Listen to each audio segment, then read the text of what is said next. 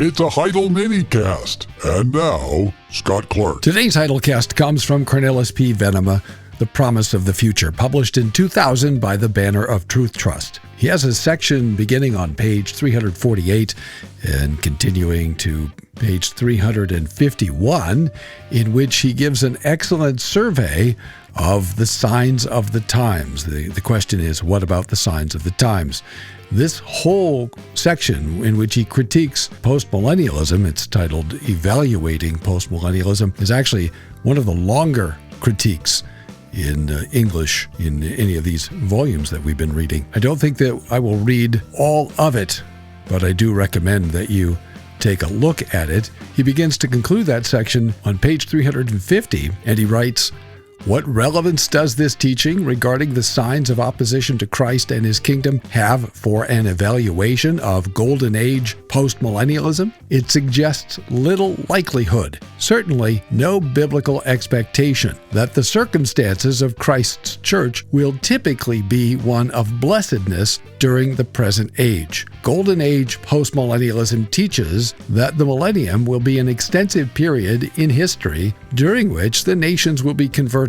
The principles of gospel and law will govern the conduct of people, and undisturbed peace and prosperity will prevail throughout the world. The opposition to Christ and his kingdom, of which these particular signs speak, will be largely absent.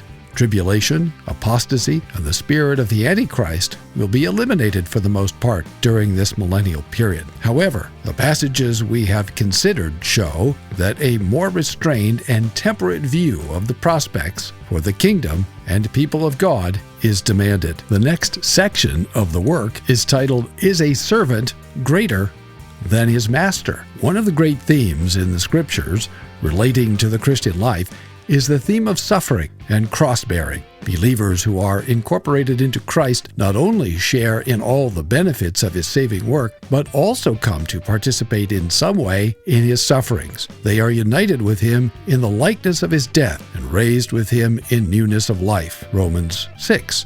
3-6. Just as he, their Lord and Master, suffered the hostility and unbelief of the world, so will all those who are his. For this reason, the theme of the believer's suffering in fellowship with Christ was often emphasized in the writings of the great reformers, Calvin and Luther. Calvin, in his treatment of the Christian life in the Institutes, spoke of cross-bearing as a hallmark of the life and pilgrimage of every Christian. Luther likewise described biblical theology as always a theology of the cross, not a theology of glory. Thanks for listening. Tune in tomorrow for more from the Heidelcast, brought to you by HeidelbergReformationAssociation.org. Don't forget, when the coin in the coffer clinks, the cost of bandwidth shrinks. Copyright Heidelberg Reformation Association. All rights reserved. This is a Heidel Media production.